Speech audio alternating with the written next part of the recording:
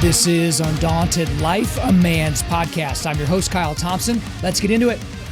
All right, guys, today we've got a special guest on the podcast. His name is Ryan George. So he is the author of this book right here that I'm holding up in front of you, Scared to Life, Tales of a Good God Who Reveals His Heart When Ours is Racing. And so this guy has done adventures on all 7 continents in both polar circles. And so in this book, he goes into a lot of the details about some of the stuff that he's done. He's done skydiving. He's done bungee jumping on all the continents you're allowed to do it on, except for one. You know, he's done stuff at the poles. He wing walks on airplanes and all that kind of stuff. But we didn't spend most of our time just basically going through all that and saying, oh, I wonder what that was like. And I bet you were scared. We talked about his Christian faith. We talked about how most people that are scared to death to do some of the things that he's doing, why when he does them, he feels like it brings him closer to Jesus. I asked him if he felt like adventures and seeking out these ventures was like an idol to him. So we had an interesting conversation about that. And then about halfway through, maybe a little bit over the halfway point of this interview, we start talking about some things that we definitely disagree on. And we start talking about, how we are to love people and culture.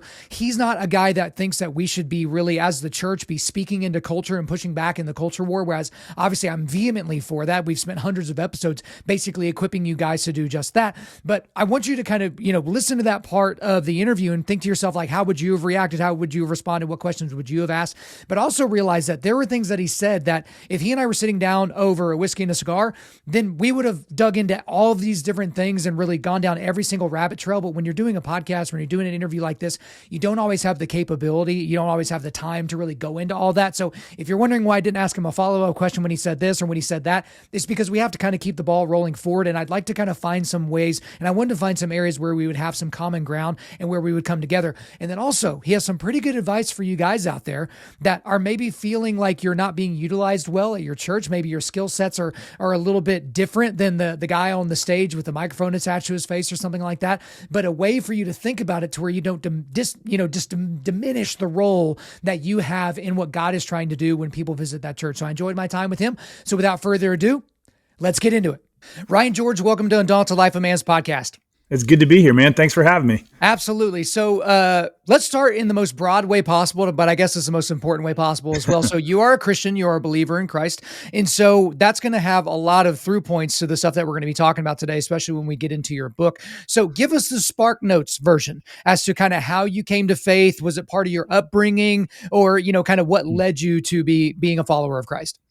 Yeah, so I'm probably your only guest that's ever been baptized into 3 different religions.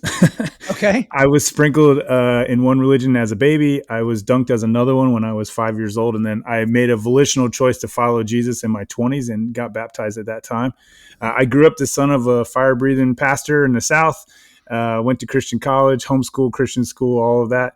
But it didn't become real to me till I left college and got married and got out on my own and realized that some of the things that I thought were true about the Jesus I knew weren't. And I fell in love with a guy that I didn't know before. Instead of a guy looking to constantly beat me down and just waiting for me to fail, I found one who was encouraging me to find everything he is. And man, it wrecked me. And so I've been on a journey now for 15 years with that Jesus and leading men's ministry. And my wife's on staff at our church now. And we just adopted a daughter. So yeah, a lot of cool changes happening in my life. Well, let me actually talk about that. And so we're going to pull off a Band-Aid for somebody at some point this early in the show. But I've always had a little consternation around it, and I haven't done enough really thinking on this to have a fully fledged opinion. So hopefully you guys give me a little bit of grace here. But when a child raises their hand to accept Christ, part of me is like, yeah, but no, it's like, that's not really happening. Like, you don't even know anything. Like, your brain's 20 years away from being fully developed. You have no idea what you're raising your hand to do. That's just water in there. You're just getting dunked in water. I remember when I was a kid, right before my grandmother passed away of cancer, they baptized her. But she had already been baptized like as a teenager or a young adult or something like that. And so I had this paradigm for quite a few years that, you tried to get baptized as close to death as possible because you have sin all over you, right? It's funny now, but at the time I was terrified. I'm like, oh my Right. gosh, I'm like, there's sin all over me. And hopefully I can get to the water right before I die. Hopefully I don't die like in a car accident or get mauled by a grizzly Right. bear, kind of a thing. But what are your thoughts on that? Because obviously growing up with a father that was a preacher and all that, and I don't mean to demean anyone that had that experience as a child or has a child that is experiencing that, but I've always just had a little bit of a struggle there. Yeah, I would agree with you. I struggle with that some. One of the things I'm thankful in our current church is that they vet the kids really well. They have to wait for months. They get interviewed by people who weren't there at the moment when they raised their hand, right? They got cross-checked, if you will, and they look at the fruit of their life to go, hey, has there been a change in this kid's life? Is there obvious signs that this kid is following Jesus, which I really appreciate. At the same time, I have friends who met Jesus when they were 5, 6, 7 years old and are still in love with that Jesus. Like I don't like hard and fast rules about a lot of things in my faith. And so I don't know when the age of accountability is. I think there's a whole bunch of mysteries there. What I take hope and solace in is that Jesus knows and he sees our hearts. And so maybe it isn't even a raising a hand moment. I have had friends who gave their life to Jesus and it wasn't in an altar call. It wasn't the sinner's prayer. It was this thing changed in their heart forever. And so I think that is one of the things that religion gets wrong, is that we turn getting saved into walking an aisle, saying a prayer, going through certain motions. For me, it was peer pressure. I was coming out of, when I was a baby, I didn't have a choice. But when I was a little kid, we were all coming out of vacation Bible school, and the girl in front of me was getting baptized, and there was a live sheep there, and that was really cool, right? So, there's all kinds of things that go into it. I will say I don't think it was real for me, but I wouldn't say it wasn't real for somebody else.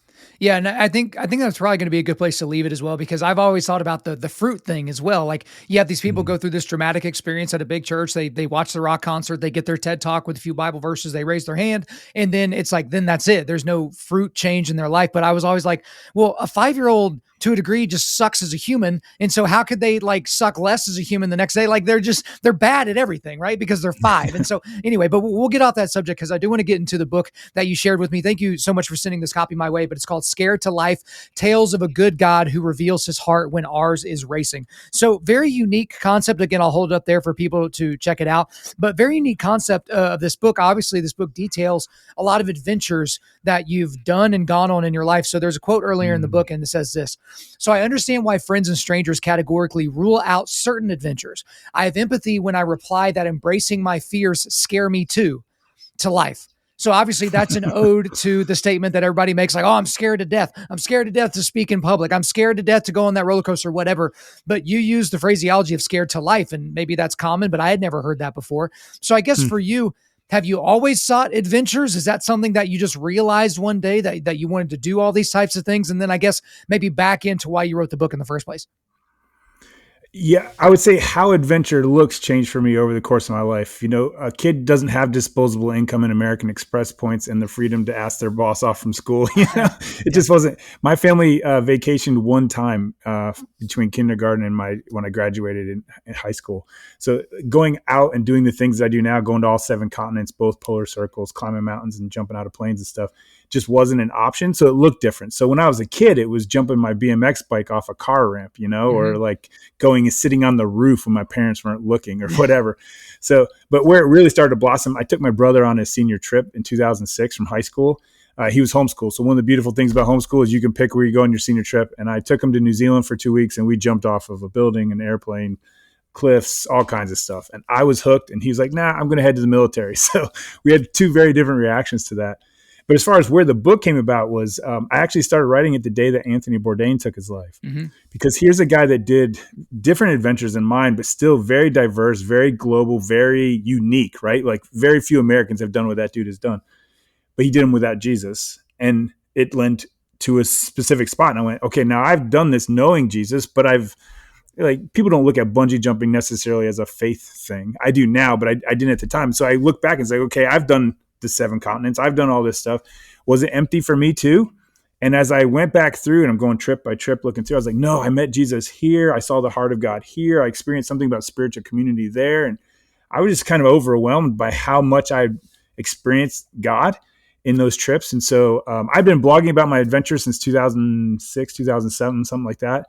And people would say, you should write a book. But finally, when it came together was with that suicide, to go, man, why am I still alive? Why didn't I come to that same spot? Because Solomon's right. You take any train of pleasure, whether it's an adrenaline rush, sex, drugs, rock and roll, all that stuff. The end of that train is meaningless if Jesus isn't in it, right?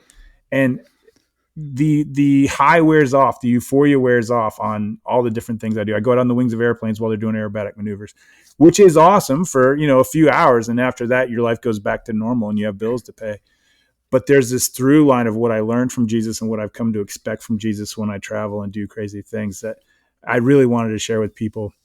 So there's something interesting about your book where, well, there's actually a quote. It's somewhat lengthy, but I think it kind of goes into a lot of the areas that people might automatically be like, well, this doesn't make any sense. Because that's kind of where I was at the beginning, is like, how does standing on the wings of an airplane like a moron, connect to Jesus? Like, that's kind of where my brain went. So let me read this quote here. What I'm saying is, leaning into your fear is worth it. For the record, I'm not toying with venomous snakes, playing chicken with an oncoming train, or opening the emergency exit on commercial flights. Please hear me. I'm not advocating a death wish. Don't go stand in the middle of the interstate and ask Jesus to reveal himself.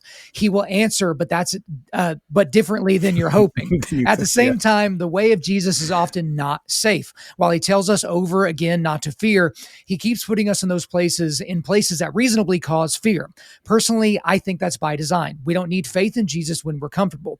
We don't need to trust his sovereignty when everything's just a religious ritual. As long as we are in a relationship with an infinite being, there will be questions and doubt, discomfort, and uncertainty. So when I read that quote, Ryan, I immediately wrote in the margin, but I don't think Jesus meant risking your life by doing all these like crazy things, because you just kind of glazed over that, walking on, airplanes on the wings and doing some, the skydiving type things and going to the poles. And you're doing things that are someone considered to be needlessly reckless with the only body that God gave you. And so now again, there are lines to all this. You're not, throwing the safety precautions to the wind. You aren't sitting there trying to kiss a rattlesnake on its mouth. Like, you're not doing those things. But at the same time, as I'm reading through some of these adventures, I was like, is this really necessary? Did you not see Jesus the last time you walked on the airplane wings? Do we have to do it again? Is that making sense? Mm-hmm. Oh yeah. I mean, I get it. I also know this is wired into me, and I don't know if it's nurture or nature. My dad jumped off of all kind of things. The first time my dad ever drove a vehicle, he put it up on two wheels. My dad's the one that taught me how to jump a bike.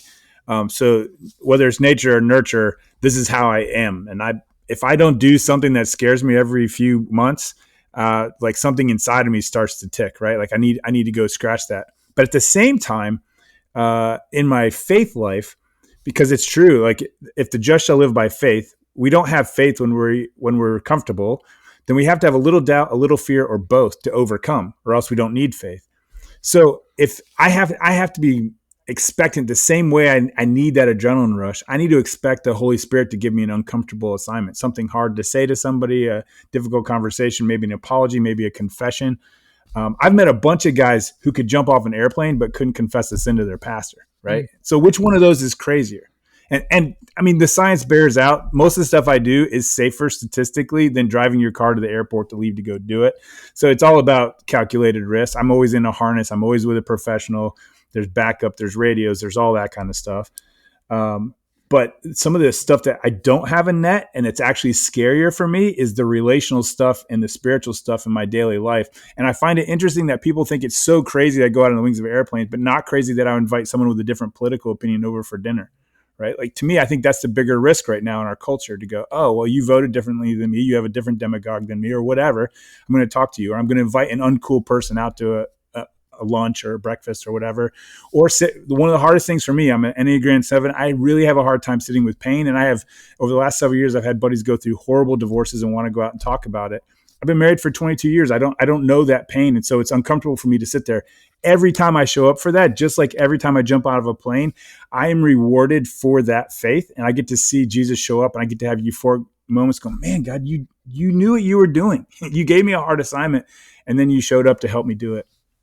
I think the rub might be, Ryan, that the consequences of the mistake of inviting someone over for a dinner that has a different worldview from you is not that you're going to fall off the kitchen table and then another subsequent 2,000 feet and then go splat on the ground. I think that's the difference for people, to where it maybe doesn't make sense to their brain, because they can read all the same data that you read about, oh, this is technically safer and it's technically this, oh, the airplane's not going to crash. You're going to crash. But what I do know is when I'm on the ground, I'm on the ground, and I can't fall out of the plane from to my death if I'm not in the plane to begin with. So I think that's where a lot of people are kind of coming to. I would push back on that, though, because the eternal consequences of not forgiving someone or not asking someone for forgiveness or not living out the way of Jesus in front of somebody who needs to see an exception to what they see in the news is of much more consequence than me hurting myself. I have not gotten hurt doing any of this stuff that is on my resume. And I don't know that that's sovereign or not, lucky or not, whatever. But I think it's the stuff in my life that is of greater consequence. For instance, so I didn't want to be a dad. I took it off the table. I was married 18 years. I was on a stand-up paddleboarding expedition up in British Columbia, take the helicopter back to civilization, find out I have a daughter living in my home, right? And for the last 3.5 years, I've been a dad, something I didn't want to do. The consequences of taking in someone else's child that was in a very bad spot is way bigger than anything I've ever done on an airplane, and scares me more, frankly. And so I think what it is people, I'm trying to change the narrative. People go, oh, well, that's crazy. It's like, yeah, but not following the way of Jesus has just as big of consequences. They just don't look as bad to your insurance adjuster. Don't worry, we'll get into the insurance adjuster here in a second, because okay. That was funny. But I'm struck by hearing you talk about it. Do you think it's possible that, and God, to be fair, you could say this about anything that anybody likes, so take that with a grain of salt, right, everybody listening right now.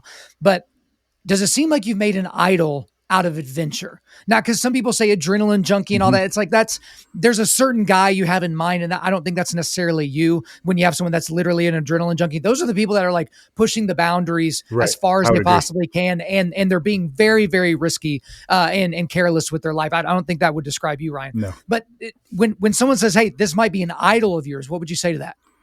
So it's funny that you say that, because I've had to lay down idols a lot, but it's not the adventure itself. So the adventure is the pathway to what it is that I was looking for. So I was abused as a child. I was bullied in school. One of the reasons my parents took me out of Christian school to homeschool me. I wasn't one of the cool kids in college. And so when I first got disposable income and started my business in the early 2000s was right when we got social media. And what adventure gave me was affirmation that I'd been waiting 20 years to get, right? And so there's a whole bunch of times where I was scared out of my head, but as soon as I turned that GoPro on, I call it digital courage. Like some guys liquor up to get liquid courage. I would turn on that GoPro to get digital courage, because what I wanted was the likes, comments, and shares later. What I wanted was what actually happened. I'd have people in my life come up to me. This happened multiple times, and say, I live my life vicariously through you. And at first I was like, yeah, that feels awesome, especially that 5th and 7th grader who got bullied all the time. But I was like, no, I want you to go live your own life. And so what happened is the idol was legacy. I wanted more people at my funeral than anybody. I wanted the most amount of friends on Facebook. I wanted people to like me as adventure guy, and I became a persona. So it wasn't the adventures themselves. Those were just a tool to get where I wanted to go. I could get there several different ways, and I have in my life, different personas that I've taken on. It is habit forming. I mean, scientists have proven this. I mean, it's like sex or alcohol or some of these other things. Like the chemicals that rush through your body are very, very intense. And I can tell you, like, you do start to itch when you don't get it every once in a while. But on the other side of it, one of my adventure buddies, the guy who's trained me in a lot of whitewater stuff, he said, I need to do this every few months in my life to force me to true communion moments where I have to get right with every single person in my life, make sure I've got nothing between me and God, because if this is the day, I want clear accounts. And so what happens is we get these moments where, we have to get right with everybody. If I go up on the wings of that plane and I don't come home alive, I want to have left everything in good order. And so it's a great way to reorganize. It's kind of like when you get ready to move and you have to get rid of a bunch of junk in your house because you'd rather get rid of it than put it on the truck and then unpack it again.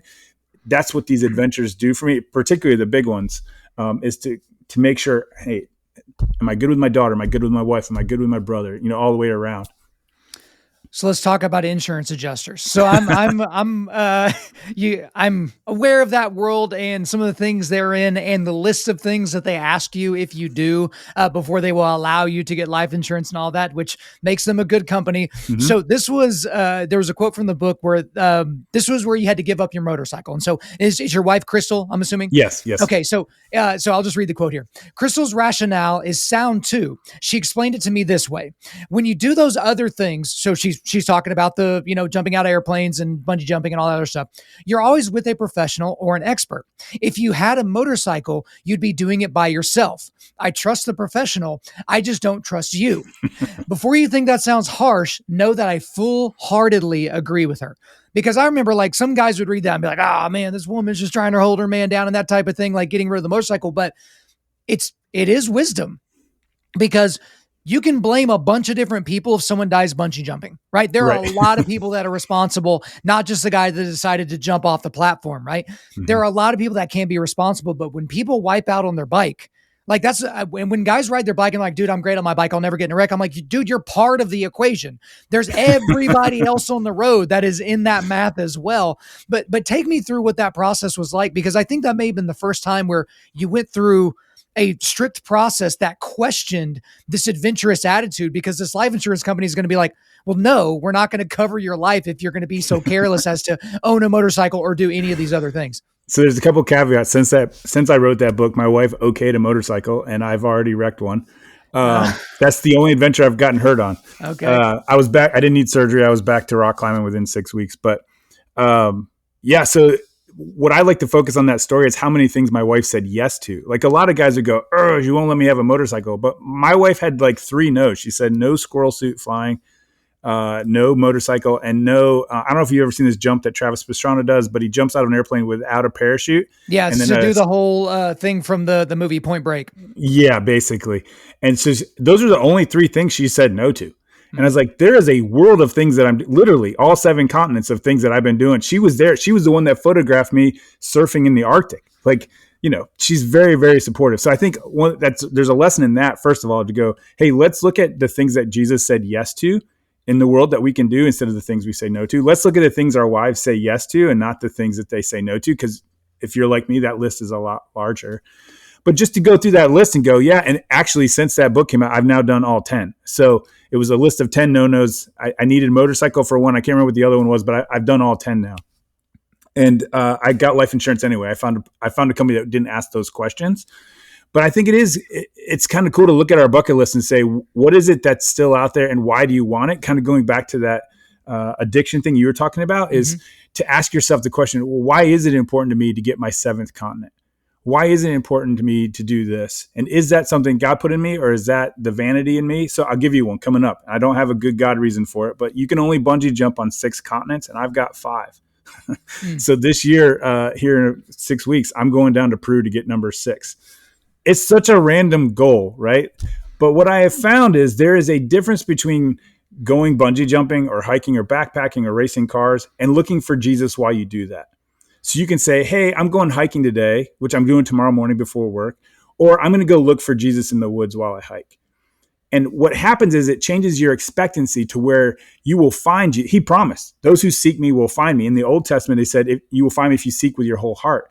And so I've gone to some pretty random places and initially not for the right reasons. And Jesus said, but if you come expecting to see me, I'll show up. And I've got way more stories are in that book of where Jesus showed up and ambushed and said, you came here for this, but I wanted you here for instance, a couple of years ago, I went to Nepal to do some paragliding in the Himalayas. And we got there. I got to go the first day. I took out a kid that we had supported growing up through a ministry. And then after that, we had cloud cover the whole rest of the week. And so it was just me and Jesus every day, me and a laptop, looking at the sky going, okay, I flew all the way over here, however many 20 time zones away, 18, whatever it was. And I didn't get that. So what do you want me to find here? And I've had that in Iceland. I've had that in the Faroe Islands. I've had that in the Arctic. Everywhere I've gone, if you go looking for Jesus, you will find it. The bonus is you get an adrenaline rush along the way, at least in my life. Gotcha. So to kind of, I want to get into some other subjects that came up through the book, but I do want to almost put a wrap up on some of the like adventure stuff. So you say in your book that you don't have a favorite adventure, but I don't play those Right. games. All right. Like I don't do this whole mealy mouth, hang on the fence type thing. I like left or right. I like hot or cold. I like black or white. So if you had to literally blot out all of the adventures you've ever done, Ryan, from your memory, like literally Men in Black, like like you lost all the memories, but you get to keep one memory of one adventure. I need one. Well, just because we came to cover the book, I'll stick with wing walking. If I had to pick only one adventure to do for the rest of my life out of all the ones I've done, I would do Via Ferrata. I love Via Ferrata, and it's booming in North America now. Is in Europe for. I'm not familiar with what is that. So if you take a piece of rebar and bend it into like the shape of a staple, like a U, and then drill that into a mountain, the Italians developed it during World War One to get up and over the Alps because they knew the Austrians were waiting in the valleys because for centuries you had to go through the valleys to move your troops, right? And they said, well, what if we could take everything up and over the mountain? So they developed this system of staples that you climb mountains. So it's like rock climbing, but instead of holding onto the rock, you're just climbing rungs, right? Mm-hmm. And so I've done it in Italy where it started. I've done it Canada, US, different places. The best one in the States is in Colorado. They've got some sick ones out there. But anyway, it's such a cool thing. You can camp. One night I did it. We hung sleeping off the cliff, with a portaledge. So you can do it all different ways. The biggest ones and the coolest ones are in Europe. My buddy and I are going to Slovenia next year to do some of the biggest, that 2,400 feet of elevation change in one climb. So it's really cool stuff. And that one is really cool because it combines a lot of things. And I would say if there was a second to that, it would be paragliding because paragliding is so peaceful. It looks dangerous. Like for someone on the ground, it looks like skydiving, but running off a mountain and just kind of floating around in the thermals, like with the birds, it's a very transcendent experience. And there's a lot of control. You're very, very safe in that. So yeah, I would say that of the past, probably wing walking. In the future, it'd be Via Ferrata. Okay, sounds good. Well, let's get into some other subjects that kind of came up for the book. There's a short quote that I wanted to kind of bring up. It's this: brotherhood and sisterhood blossom when we ask our friends for context, for reminders, and for scripture. Accountability flowers when we ask them to check in on us. So I wanted to talk about this because I think accountability is very, very important. But one thing that I think that a lot of, especially men's ministries, get wrong is you show up to the event and then they just stick you in a circle of guys that you don't know, right? That the people that you met 5 seconds ago, and they say, all right, talk, let out all the emotions, let out all the stuff that you don't want to admit to anybody else. And it's like, well, I don't know these people. Like, I don't know these men. I don't trust these men. We haven't done anything hard together. We haven't experienced any elation or accomplishment or something like that. You're just sticking me in here. But the only way that you get true accountability, Ryan, is when you have someone that you can trust. Because back in the day, whenever I was really struggling with pornography and masturbation, this was a very, very long time ago, there was one guy in particular that I would send him an innocuous text about basketball, and he knew what that meant for me. That meant I would be alone at some point because I didn't want, if his wife was checking messages or my wife was checking messages, that would just been weird and maybe even hurtful for them to see. But it would be an innocuous basketball text. And that meant he had to stop what he was doing to pray for me because I was about to be entering into a zone of temptation. But then the entire time that I was tempted, I would be thinking about my friend and thinking about he's going to check in tomorrow. And I need to give a good report to him. And so that was something that was very, very important for me. But the only reason that worked was because I deeply trusted him and I knew he was not going to violate that trust for likes on Facebook or to prove a point in an argument or something like that. But I just wanted to tee you up to talk a little bit about that because you talked about brotherhood and sisterhood and how that ties in with accountability. Yeah, so it does foster, you were talking about having moments of elation or accomplishment together, that foxhole mentality. I've seen that a lot on these adventures, particularly whitewater or any of these group backpacking or any of these group dynamics where it's not a good day unless everybody makes it to the end, right? Like you can go down a whitewater river and have the ride of your life, but if one of your buddies dies, it's going to be one of the darkest days of your life, right?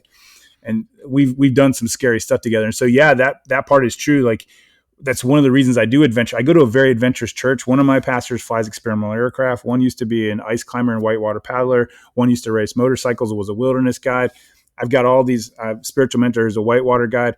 I am around people who have training and experiential education where they go, okay, we just did this scary thing. Now what's something back home? Just what you're talking about. What's something back home that's really hard for you, or a line in the sand you've not crossed that now you know is arbitrary. You would never ask for help with this because of whatever your background is. So I would say adventure does help with that. But one of the things that I've done in starting the men's group that I have now is to reframe all of life as an adventure. So I call it a spiritual adventure community, to go, okay, here's what we're going to do this week. We're going to dare each other to do this in our marriage or do this with our kids or to do this in our jobs or whatever it is. And like what you were saying, next week, check in on each other.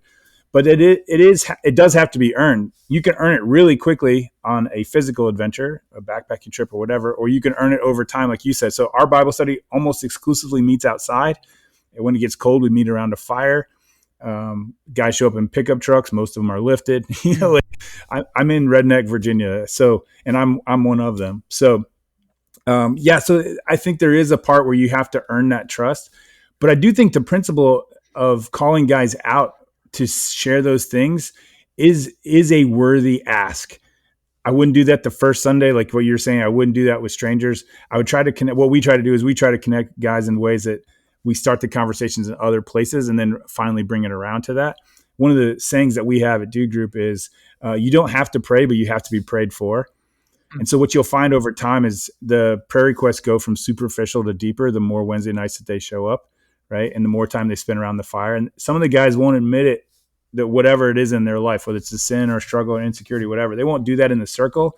But maybe an hour later around the fire, when I'm the only one there waiting for the coals to die down, it'll come out.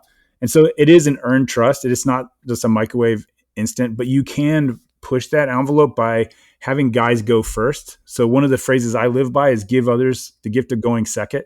So if the person up there that you respect, the adventure guy, goes out on plane and says, hey, this is where I'm insecure and this is where I'm scared and this is what I'm afraid to do in this relationship, they go, whoa, whoa, whoa, whoa, whoa. Or they go, hey, you didn't want to be a dad for 18 years. You took it off the table and now you're leaning into this for on mission for this young lady. They go, okay, you have earned my trust. And so I think as leaders, for us to go first and to go deeper and to set the bar and say, hey, this is what you can expect. And it doesn't all have to be met in that circle either. I see a therapist every week. I talk to my wife about really hard things. I have different mentors in my life that I go to with struggles. But I think we need to have multiple environments like that. And it is earned over time. Well, and Ryan, I think you bring up a fantastic point, which is just there's so much expectations of pride in men and the expectation that they're never going to lay their guard down because they got to keep the mask on. They got to keep you thinking that their business is absolutely going amazing, that their marriage is just as clean as their lawn or their car or whatever. Like they've got to keep that, especially I live in a community where there's a ton of that. There's a crazy level of depravity when you talk to pastors in our area, but you would never know it from these people because you know what? They've got the money to make the little problem go away so that they don't have to explain to people in the community that their daughter's kind of a skank. Like they've got things that they can do to take care of things and to where they don't actually have to deal with it. And so I really like the idea of being like, hey, I'm the adventure guy, I'm the whatever guy, but here's where I struggle. That's why I try to be really honest whenever I do this show about the things that I'm maybe ignorant on or the things that I used to struggle with, to be like, look, you think I'm something special because I talk into a microphone on a weekly basis, but I'm no different. Right. I just have different gifting and there's different things that I would want to do. So I really appreciate you bringing it up that way. And one other point, I'll actually get your feedback on this before we move on just quickly. Men connect shoulder to shoulder. Women connect eyeball to eyeball. Right. That is generally true. So when I say men need to accomplish something together before they circle up, the paradigm that I have in my brain is the tribal culture where the men were going out to hunt. They weren't going to sit there and razz each other and, sit there and talk about life and all that until after they had killed the beast. And so that all happens once they're circling the beast, cleaning it up and taking it back. And then maybe later on that day, they talk about some of the things, some of the insecurities, how they tripped and fell. And we're so glad nobody saw them because, that could have ruined the hunt or something like that. But talk to me a little bit more about men, how they really need to accomplish things together as opposed to just assuming they can end up in that group and be just fine, just talking. I don't know that I 100% agree with that because I've seen part of that accomplishment is finding healing. So we've had a lot of guys come through my ministry that have gone through divorce and they just need a shoulder. Like they just need someone to listen. So it is shoulder to shoulder, right? Like we'll sit around a fire. That's one of the reasons I love a fire because everyone's looking into a fire. They're not looking at eyeball to eyeball. Or we'll go on a hike. I do a lot of hiking. I call them sanity hikes. I'll say, hey, let's go hiking. Well, you're hardly ever looking the dude in the face while you're hiking, right? But I've had some of the most profound conversations while doing that. Or go on a road trip. So I live near the Blue Ridge Parkway and I live near the Appalachian Trail. So let's go on a car trip. You're both looking out the windshield. Like I went on a motorcycle ride with a guy this weekend. And we're looking at the foliage on the Blue Ridge Parkway, which is gorgeous, right? And then when we break to get gas and get a Coca-Cola or whatever, now we can talk about marriage or whatever else. And so I don't know that it has to have an accomplishment. as long as those guys feel like they don't have to be that persona. And so I think what is inherent for us and what's important for us as leaders to go, hey, I'm going to show you no persona to start with. So we don't have to go through that whole ritual first. Now, if there's rituals, great. And we do those too. We'll build a huge fire together and we'll go shooting guns together, or we'll go ride 4-wheelers together. Or whatever. I mean, we do those things. But what I found is guys don't need that. I had a 72-year-old guy come up to me after a couple weeks in our group, and he said, I've been following Jesus my entire adult life. We're talking 5 decades here. He said, I've never experienced anything like what I'm experiencing here. This is amazing. We hadn't done anything at that point. We were meeting next to a wakeboarding boat in somebody's garage, but I mean, we weren't physically going out and doing. He just felt like for the first time in his life, he didn't have to pretend. And so I think part of it is how we build those environments, right? Like, is this for show? Which I think one of those men's conferences it's not a great place for that. I wouldn't start there, but starting at a local coffee shop or on a local trail, or one of the guys I used to run with Tuesdays and Thursdays, when you're running together, you're not looking each other in the eyes. Man, we unbared our hearts to each other. And then we turned around and started offering that to other guys. And they were like, well, if these guys, when we were both successful entrepreneurs, if we're willing to be open about the struggles in our marriage or whatever, then I can be too. And what we found is guys that weren't willing to share washed out. And one of the benefits of that, especially what I love, so we have guys from 4 different churches come to my Bible study, is we don't have to keep everybody. We don't have to chase. We'll follow up if you miss it for a while, but we just want everybody running after Jesus. And so if you're not willing to be real, if you're not willing to set aside your ego and your facade and your mask, there's plenty of churches where you can go be that. You can go be, I live in the South. There's just in my town, there's like 250 churches in what was the phone book, right? Mm-hmm. You can go get cultural Christianity if you want it. But if you want to run after Jesus, this is how we're going to do it. And you're welcome to join us. And so I think there's part of the appeal there is that we just, well, I hate to say we don't care. We do, but we're going to run after Jesus. If you want to run with us, great. I think the overall point is doing something. So no, it doesn't have to be active, doesn't have to be killing an animal, because I think that's been, taken way, people are way out over their skis. Like, you can't be a Christian unless you like camping or killing animals. Not necessarily the truth, but I think that that's very important to realize that it's when men are doing something, even the small act of going on a run or going on a walk or staring at the fire, that does open it up for these other things. Yeah. So there was one section of the book that I read, and it struck me as odd, and I don't want to, assume that you meaning anything that you weren't meaning. So I want to read this section here because it was in the same chapter, but it's 2 sections that are kind of apart. So just follow me here. Probably the same kind of people that feel opposite of people with different skin colors, different sexual orientations, different interests and preferences, different socioeconomic realities, and different political philosophies. It's not just Westboro Baptist spewing claims about whom God is against. In the past, it's been me. And there are times when I wouldn't type or voice such declarations, but my behavior demonstrated that againstness. The irony comes in a very short list of people Jesus actually stands against. And so you say this a little bit later. Atheists aren't the opposite of believers. Whether we are God's adopted children or not, we were all made in his image. Jesus isn't against any of these categories because he loves everyone. So here's something that I kind of struggle with that whole thing. I feel like a lot of people like to hide behind the moniker of be known what you're for, not what you're against. Jesus wouldn't say anything about that because I wouldn't say anything about that. And I mean, just to be honest, atheists are literally the opposite of believers, because they literally don't believe in the things that a believer would believe in.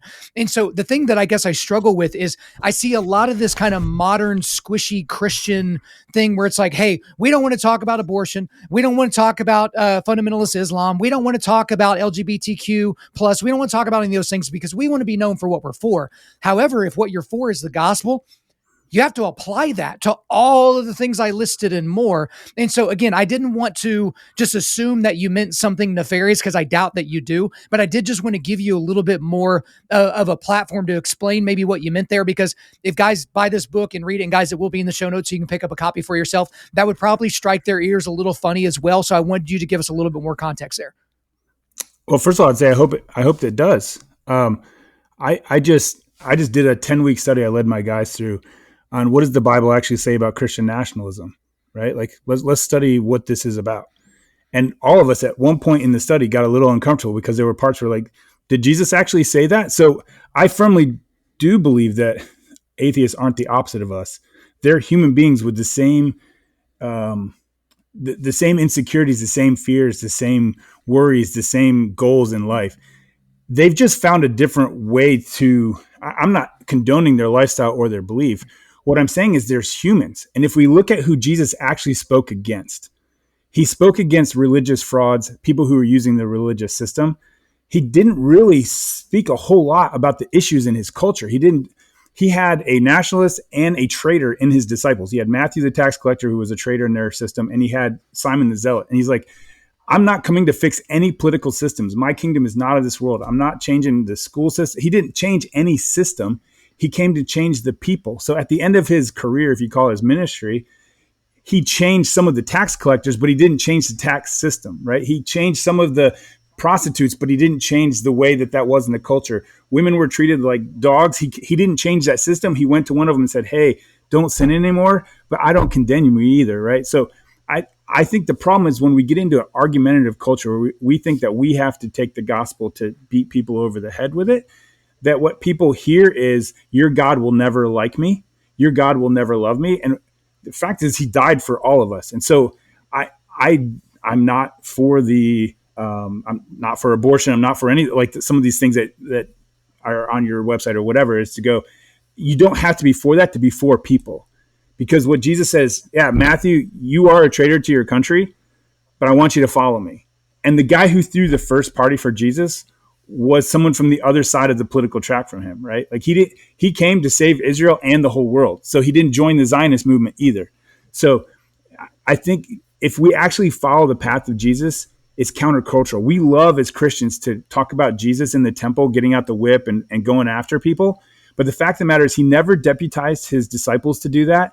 Nobody else joined him in that or did it for him. And he only did it once. And actually him using the whip instead of what he could have done as the Son of God showed meekness. And I think we're trying to prove the world with a bully pulpit and with fists, figuratively, that they need to change to our way. When I think more people, Paul wrote about this in Romans, he said, it's God's kindness that leads us to repentance. And I'll give you an example of this. So my adoption attorney sat on our couch. She said, I don't understand why this adoption is, we've crossed every T and dotted every I. I don't understand why it's going through. The one judge said we had more documentation than he's ever seen in a case. And I said, Sarah, I know why. Because I didn't want to be a dad, and God loves the irony of me fighting to be a dad now, because now I see his heart fighting for me, how he chased me, how he loves me, what his love can do. 3 months later, that adoption attorney was on the stage at our church getting baptized, giving her story at the podium before she got in the waters. And she said, I was hurt by the church. The church came after me before. I didn't want nothing to do with God, but I saw how much this couple pursued in love in a situation where I had no faith it was going to work out, and they did. And I'm here to say that I gave my life to Christ. And now she's in a Bible study. She's serving in our church. What she saw, she was living a lifestyle different from you and me, right? But what she saw was that God's love is the greatest love I've ever seen. And it doesn't have to be squishy and emotional and pop psychology. We're not talking Brene Brown. You know what I'm saying? Like, yeah. But the most radical thing about us and the greatest adventure we have in this world is to prove to the world that Jesus loves them ferociously, no matter what they've gotten themselves into, no matter, and personally, I think a lot of the dysfunctions that in abortion situations and LGBTQ situations and all these other situations are hurt people, right? Like there's trauma involved that leads to things. And we have enough sin in our own camp to worry about what the world is doing out there. Let's be that ferocious about what's going on in the church. My dad is one of the 700 Baptist pastors who've been caught molesting children. I'm more upset about that than whether or not my daughter's going to walk into a same-sex bathroom. Like, that's just not as important to me as my dad using religion to cover for his gross sins, and all the pastors around him who've done that. So what I'll say is we can speak to culture when we finish and clear all this stuff out of our house. After that, let's love well, because Jesus said that we won't be known for being correct or having the right doctrine. He didn't say believe in me. He said follow me. And then he said you will be known as one of my disciples by your love and your unity. So let's love with everything we can. And I'll give you another example. So there was a gay guy on my ship to Antarctica. And I was talking about my church. And he's like, I don't go to church, but I would go to your church. And we're still friends and having these conversations. He's not giving his life to Christ. He's still in his partnership. But there's a bridge that's built there, right? I'm not going, hey, you have a different view of sexuality than I do. But he said, if I ever went to a church, Ryan, I would go to yours. Why is that? Because I'm the first Christian he's met that hasn't said, you're going to hell, you're a gross, you're whatever. You know what I'm saying? There is a way to if someone came to you and said, you know what, all people who look at porn are going to hell before you met Jesus, then you may never have met Jesus. But if you said, hey, Jesus loves you and we all make mistakes, and some of the things that Christians get the most bent out of shape of in the United States aren't on the list of the most deadly sins. Like all the lists in Proverbs, these are the things the Lord hates. Hatred is one of those. Lying is one of those. We're seeing so much hypocrisy in the church and so much lying by our leaders that I was like, I don't understand why we're critiquing culture when it's the call is coming from inside the house. And so let's clear our own house out. Let's love the best way we know how. And you'll be amazed at people far from God with horrible stories and backstories, how they find Jesus. So just to be clear, you don't think we should push back against any of the darkness in culture until we all become squeaky clean, like perfect inside the church? Like you don't think we should speak into any of the cultural depravity at all? No, I think what we do, there is not an example. I mean, look at the red letters of the Bible. There's not an example of Jesus going after the Romans, going after anybody outside of the religious establishment. So what I say is, like, it's not our job to be a lawyer for Jesus. Like, that's just not my job. I have a really hard time with hypocrites. Now, we're all going to sin, right? But here's what I've learned is to go, hey, and you did this earlier in the podcast, which I greatly appreciate. You go, hey, I struggle with porn and masturbation. That automatically brings somebody's walls down, right? To go, yeah, oh, I do that. Because I've been in cultures, and you have been too, in sports complexes and wherever else, where that's okay, right? They joke about what porn they were looking at, whatever else.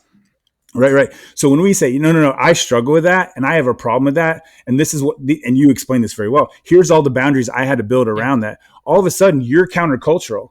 And we see that when Nicodemus came to Jesus, right? Because all the other religious leaders who are all on this cabal to kill Jesus, he comes around and is like, hey, can I talk?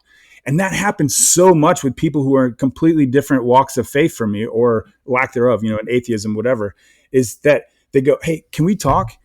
And what you'll find is that we can make Jesus utterly attractive, not by being perfect, but not by being hypocrites, right? There's a difference between being broken and having sin in our life and being a hypocrite.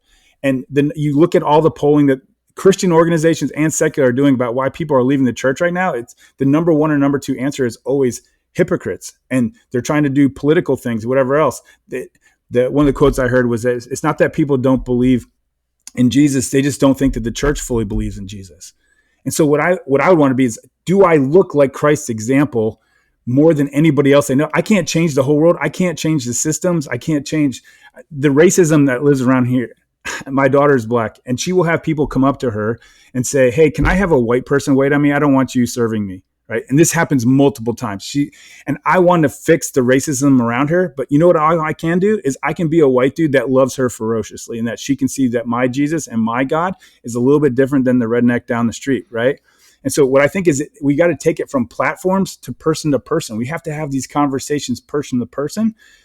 I have so many people in my life who will speak about, let's say, the CRT issue or whatever else, but they don't have friends on the other side of the aisle that they're sitting down with having conversations, right? Or whether it's LGBTQ or any of these other things you mentioned, it's like, where are you having that face-to-face encounter rather than platform to platform? Because platform to platform doesn't change lives.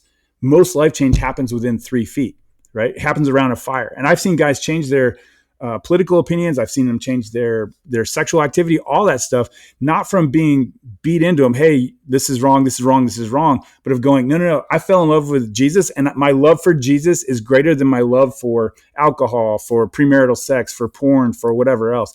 If we can show that Jesus is utterly attractive, I really think Paul is right that it's his kindness that will lead people to repentance. We're not going to change systems, but we can change people in those systems. You change enough people in a system, the system changes. American history is filled with that. The Great Awakening and other times, like when we went into Prohibition, right? That wasn't because of a government movement. That was because so many people of faith had moved toward a certain position. I'm not espousing the Prohibition, whatever, but you see what I'm saying? So many people in culture changed that they had, oh, no, this is going to change our government. And they actually made an amendment to the Constitution because so many people had believed in the biblical call to not be drunk, right? So a lot of things there, we won't be able to really unpack all of that. There's a struggle I think a lot of people that are listening to this are going to really go into is it seems like when you're like, okay, focus on how Jesus loves people and focus on that stuff and only look at that. It's like, hey, only look at the Lamb of God because the Lion of Judah is very, very scary. And the problem is whether you're doing it from a platform or whether you're doing it from 3 feet across from somebody, you need to let people know that their sin nature, not their mistakes, like the we all make mistakes thing, like that doesn't mean anything. Right. That's a bumper sticker. But like their sin is enough to separate them eternally from a loving God. And they will spend eternity in torment and torture if they don't trust in Jesus. That is the only way that they can have propitiation for their sins. And so at some point, what I feel like a lot of people do, Ryan, I'm not necessarily saying you're doing that because obviously we haven't talked about this long enough, but a lot of people would say, hey, just do whatever you want to do sexually. Jesus loves you. Hey, kill your baby. It's fine. It's the system around you that's not going to come around and support you. That's totally fine. Just love Jesus. The problem is that Jesus did clear the temple, and there's actually evidence that he did that twice, but let's just say he did it once. He cleared the temple. Why did he do this premeditated level of aggression? It's because people were sinning directly against the Father. And if you're reading the Bible, you realize that there aren't red letters and black letters. They're all red letters because if Jesus is part of the triune God, then they're all his words, right? And people love to talk about the things that Jesus say and the things that Jesus didn't do. But when you look at the entirety of Scripture and get the entire story of Scripture, you know which things that we are told to do that are not moral and what things that we are told to do that are moral. And so I think that's the clarity that people want, because it's really easy to say, I'm going to be known for what I'm for, not what I'm against. But it's the things that you teach a child, like, hey, I'm against this action. And if you do this action, that's bad. So talk to me a little bit more about that, because again, I don't want to put words in your mouth, and I want us to come to a better level of understanding. But I'm not there where I'm just like, hey, let's ignore culture until we get all of our stuff straight inside the church. I think we'll never be able to get out of that. That's just going to be a wheel that keeps turning. Yeah, it's Sisyphean, right? Yeah. I mean, it'd be really hard. I think one of the things that you just said that I very much agree with is he says that to his children, right? And so there's not a lot that where he's preaching, he's calling out people who aren't following him, right? The people that Jesus said, hey, go and sin no more, all of those people were within earshot. Speaking of early church history, so it used to be a practice, the way abortion used to be done before it is now, is they would have the baby and then just take it outside the city gates and leave it on a stone or leave it in the forest and let it go. Exposure, right? And that was common. It was not taboo. Everybody in culture and the Christian church in the first several centuries would go out and pick up that child and bring it in, right? And people go, wait, and they didn't get, like now, foster, you get some money from the government, right? There's grants for adoption, whatever else. Like they just did this in a time when they didn't have money, when their lives were at risk and everything else. That changed the culture upside down. Within 300 years, what was taken as this is how culture is done, right? It went completely the other way to Christianity becoming a state religion, right? Because of the example of people. And so what I say, it's not that we don't confront sin. I confront sin in other people. People confront sin in me all the time. The people that we confront, and Matthew 18 is about this, other places, is we confront our brothers and sisters, and then we live out the gospel as best we know in front of them. And of course, we share it verbally as well. I'm not saying that we hide. I'm not saying we don't watch the news, but I just don't think that, I don't think Christians dream big enough. I think they want a political solution when it's an eternal solution. I think they want to, and I'm for voting what you believe in. I vote for what I believe in as well. But I think we can say, I'm going to vote for this rather than I'm going to go I'm going to go befriend somebody in that situation. I'm going to bring an unwed mother into my home for the next 8 months, right? Or so I think there are ways to make a difference. And we hear stories like this all the time. Aaron Judge, who just set the home run record. Yes, he did. And that's a very important, not just for the American League, Ryan, for all of baseball, but that's another debate right. For another day. Yeah. But I'm saying from a technicality, I would agree with different things, but the, it's like his life became, and he's a follower of Jesus, which I didn't know until it came out. And he said he grew up in a Christian home. So what happened was his life was saved by people who love Jesus. And so now here we have this guy who's got a huge platform who can talk about Jesus because people loved him. And so I think it's more practical than we want to make it. It's so much easier to make a tweet than it is to make a text and call somebody and say, hey, can we go out and talk about this? We have a phrase at our church that we use all the time called help me understand. So someone will come to you and be like, help me understand. Like you say you follow Jesus, but I'm seeing this, like what don't I know, right? And so I think you can have that. And then if we give permission for unsaved people in our life to ask us, help me understand that, right? Or if we've built up relational capital with that guy at work and go, hey, help me understand why you said this about your wife. Like, I follow Jesus, and that doesn't sit well with me. And so what happens is you can become men of honor. We can still be these courageous men. I just don't think it has to be necessarily killing an animal. I have friends who hunt. I'm not against hunting. But what I'm saying is it doesn't have to be this huge, gnarly, violent thing. Sometimes the most crazy, adventurous, wild thing we can do for the gospel is confront somebody, but doing it in love and not being like, don't you know how messed up you are? Just go, help me understand how you got to this place. After the George Floyd murder there, one of my black friends said, hey, if any of you guys want to come talk about this, I'd love to sit with you. I was the only guy that showed up. And I had a neighbor did the same thing. We sat in his backyard and he's like, ask me questions. And I want to ask you questions. Can we do that? And my pastor brought a black pastor up onto our stage and said, hey, help us understand this. Now, it wasn't to come to the BLM side of the ledger. It was just like, here's a bunch of questions we have, and we need a safe space to have those questions. And I think you can have that with your friends who are being sexually promiscuous or whatever. Just be like, how's that working out for you? Your friends who are drunk, and you're like, hey, man, I've had to pick you up 3 Friday nights in a row. How's this working out? You keep telling me this is fun and this party lifestyle is awesome. How's this working out for you, man? Like, you're broke all the time. Like, there are different ways that we can come into it and do it with compassion and be like, hey, man, I don't appreciate how you talk to your girlfriend in front of my wife. Like, that's not appropriate, right? Or whatever the topic is. So there is a way to speak truth in the culture, but I think it has to be more personal. And I think we're afraid of the work that you have to do that on an interpersonal level. We can debate about how you express opinions online, whatever else, but I would much rather be known for how I loved people. And I have people who struggle with different things in their life messaging me on Facebook who have different politics than me, different sexuality than me, whatever else. Say, hey, can we meet for coffee? Because they go, hey, your Jesus is approachable. And I just want to have that conversation. Man, I would much rather have that conversation than never having it because I offended them online because I was posting inflammatory things.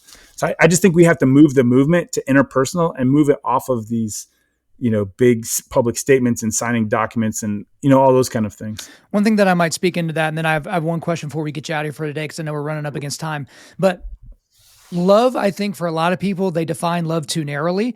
And what they think love is just to co-sign everything that somebody else does so that they don't have to have the awkward conversation about, hey, what you're doing to yourself is detrimental. So you brought up the example of the guy going out and drinking and all that. Because I know this is going to be breaking news to most people, but if you go out and drink a lot of times, it's usually going to lead to some deleterious kind of bad decision-making on your part, waking up with somebody you didn't want to be waking up next to, driving your car recklessly, like any number of things.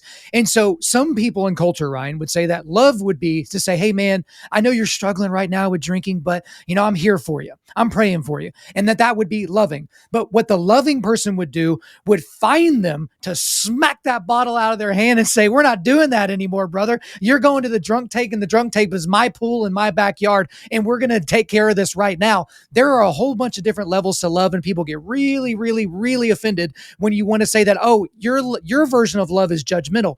Well, guess what? Jesus's version of love was judgmental as well, because he drew a line in the sand between sinner and not. Because yes, he spoke about the religious establishment, but he spoke about the sinners and was very, very clear where they would end up if they didn't put their faith in him. So again, that makes some people uncomfortable. I know you wouldn't co-sign with everything I just said, but I do want to kind of bring something out, because I think that it will end here. This is a minor point of your book, but I feel like it could be almost like a major theme of the entire book. And I don't even really have a question, prepared. I just want to kind of flow through it. You might be the most happy church parking lot greeter in history ever, because how you describe yourself in your book is the number of conversations that you've had with people just by being a really nice, like over the top, polite person in the parking lot, and how that sets them up for the environment that they're going to be moving into. You're the first person they see, and potentially the last person they see before they leave. And I guess why I wanted to bring that up is because we put a lot of emphasis on the person on the stage with the microphone attached to their face and their messages that they bring and how good they are and how funny they are and the books that they write and all that. And that's fine. Like, I love those people as well. I'm the guy on the stage with the microphone attached to my face a lot of times as well. Like, I get it. But the people that are making the coffee, the people that are knitting blankets for the newborn babies, the women that are holding the newborn babies so mom and dad can go to Sunday school or go into the church service and not be freaking out for 2 hours of their day, the parking lot attendant, those types of people serve such an important role. And it's not to set the stage for this event, which is church, because the church isn't a place, it's a body of believers, right? But I wanted you to talk to me a little bit about that, because I found that to be inspiring, because I know there are people, Ryan, that feel like they are less than because they've been gifted in a way that's not exhortation, that's not preaching, that's not speaking. And they think, oh, well, I'm doing one of these lesser things. It's like, no, brother, you're doing exactly what God equipped you for. Go. Yeah, I mean, I've been on the parking team now for 16 years.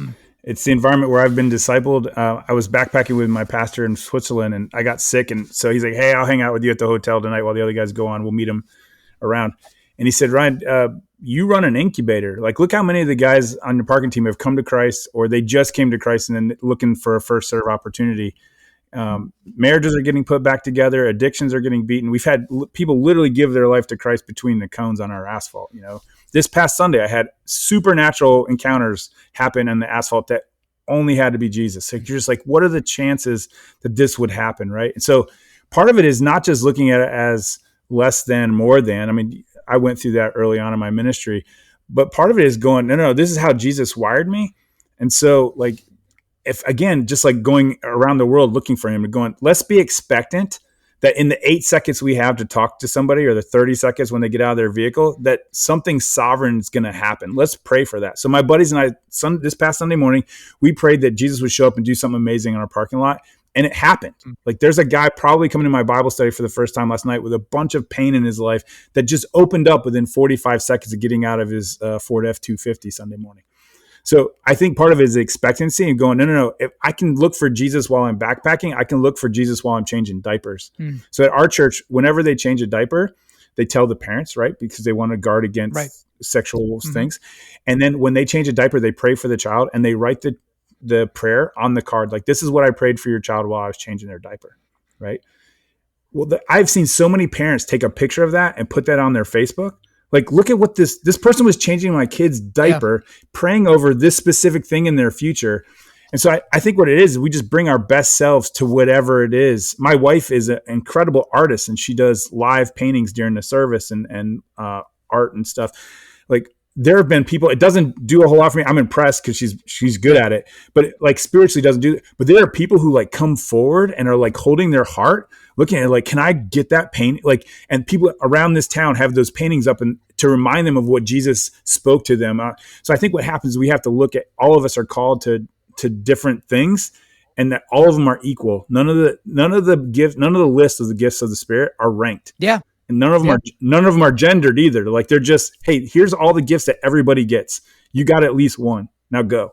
And to be open to it and to embrace it. So for years I was like, I'm just out here in the parking lot. You know, I have a college degree. I write devotional books. I should be on stage. But then I realized I have as much influence as someone on stage. It just looks very different. I have people asking me to baptize them or to come to their wedding. I've officiated now 6 weddings, and some of them for guys in the parking team are just like, hey, and one of them was, we confronted them. They were living together. We're like, listen, you can serve in the parking team or you can live together, but you can't do both. And they're like, all right, then we'll get married. And they got married in 5 weeks, and we had a parking team wedding. So there is a place for that, for discipleship, and we lean into how Jesus has wired us. Why wouldn't beautiful things happen? He's the God of diversity. One of the things I keep telling people, I'm a creationist, is one of the things that pragmatism and survival of the fittest and chance does not need is beauty and diversity. It doesn't need all those things. Only the strongest need to survive. Only the utilitarian needs to survive, not the beautiful.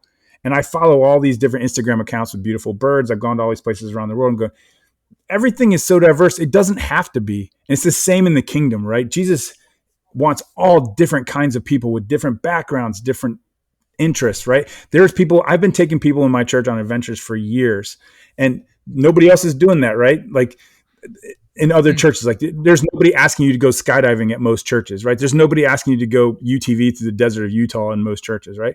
But I've been able to have huge conversations with people, and I've seen guys who don't share at church crying in an airport as we lay hands on him, right? As he relinquishes something from his life or unbears his heart. That only happens because we embrace the diversity of a sovereign God. Well, man, I really appreciate the time that you spent on the book, but also sending it out to me and the time that you spent with me today. But that's all for me. Is there anything else you want to get off your chest? No, man. It's easy to follow me on Instagram. It's at Ryplane, Ryplane, and you'll see links to all the things. I blog about this stuff. If you want to see all the adventures, they're all there. I hope all the adventures point you to an adventurous God. All right, Ryan George, thank you for coming on Undaunted Life, a Man's podcast. Yeah, good to be here. There you go, guys. I hope you enjoyed my time with Ryan George. But before we let you go, we are going to do a quick resilience boost.